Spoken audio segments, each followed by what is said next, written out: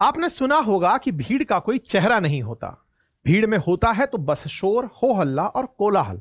कभी यह भीड़ किसी के जश्न के लिए जुटती है, कभी धार्मिक स्पंदनों को शांत करने के लिए, तो कभी नेताओं के आसमानी वादों का श्रवण करने के लिए भीड़ जुटती है।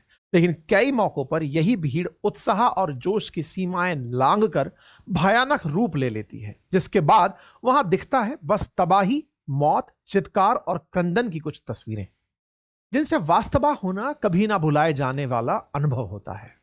बीते बुधवार को देश के सिलिकॉन वैली कही जाने वाली कर्नाटक राज्य की राजधानी बेंगलुरु भीड़ के एक खौफनाक मंजर का गवाह बनी, जो शायद अब मातम और ना जाने कितने ही सवालों का एक बड़ा ढेर अपने पीछे छोड़ गई। जी हां, बुधवार की शाम बेंगलुरु के चिन्नास्वामी स्टेडियम में क्रिकेट के फैंसी रूप इंडियन प्रीमियर लीग का पहली बार विजेता बनने वाली रॉयल चैलेंजर्स बेंगलुरु टीम का जीत का जश्न कुछ ही पलों में मातम में बदल गया। दरअसल स्टेडियम में आरसीबी की विक्ट्री परेड रखी गई थी, लेकिन उससे पहले वहां भगदड़ मच गई, जिससे 11 लोगों की जान चली गई और सैकड़ों की तादाद में लोग घायल हो गए। दोस्तों, भीड़ का विकराल रूप कहीं भी मचा हो, हर बार इस तरह के हादसों के बाद नैतिक रूप से भगदड़ सरकार, प्रशासन, इस तरह के आयोजन करने वालों की जिम्मेदारियों पर सवाल खड़े करती है। वहीं हमारे मानव जीवन में, इतिहास में ऐसी कई घटनाएं दर्ज हैं जहां इंसान की मौत जाने अनजाने इंसान से ही हुई है, जिसमें कभी स्टेडियम, कभी किसी कॉन्सर्ट, कभी किसी धार्मिक कार्यक्रम, तो कभी किसी नेता की रैलियों के खौफनाक मंजर शामिल हैं। ऐसे में आज दोस्तों, बेंगलुरु की इस घटना के बाद इतिहास की कई ऐसी भगदड़ों की यादें फिर से ताजा हो गई हैं, जिनमें उस समय मौतों का अंदाजा लगा पाना भी मुश्किल था।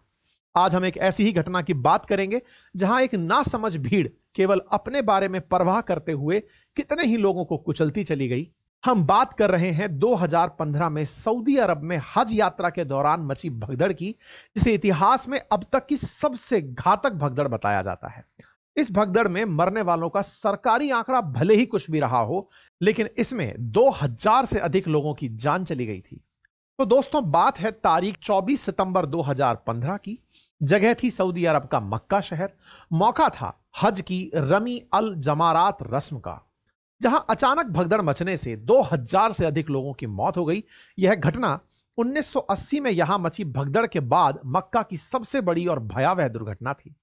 दोस्तों, आपको बता दें कि जिस रस्म अदायगी के दौरान यह भगदड़ मची थी, वो हज यात्रा के दौरान किया जाने वाला एक अहम पड़ाव होता है। इस दौरान हाजी कई धार्मिक रस्में निभाते हैं, जिनमें से एक है शैतान को पत्थर मारना।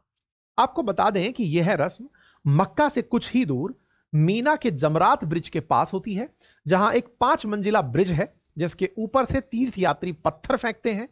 हज यात्रा के दौरान यह रस्म आखिरी हिस्सा होती है और अक्सर बहुत भीड़ होने के कारण इसे हमेशा से ही जोखिम भरा माना जाता रहा है। तो 24 सितंबर 2015 की सुबह करीब 4 बजे जमरात ब्रिज, जो कि 15 मीटर चौड़ा है, उस पर हजारों की संख्या में हज यात्री मौजूद थे। पुल से गुजर रहे थे। अब यह पुल मीना की 2 क्लिफों के बीच में बना हुआ है, तो लोगों ने शैतान के रूप में बनाए गए पिलर्स के पास पहुंचते ही उस पर पत्थर मारना शुरू किया। और इसी दौरान कुछ लोगों की भीड़ सामने की तरफ से भी आ रही थी। तभी अचानक दोनों ग्रुप्स आपस में टकरा गए और लोग पुल से नीचे गिरने लगे। इसके बाद वहां मौजूद हजारों हज यात्रियों के बीच जोरदार अफरा तफरी मच गई।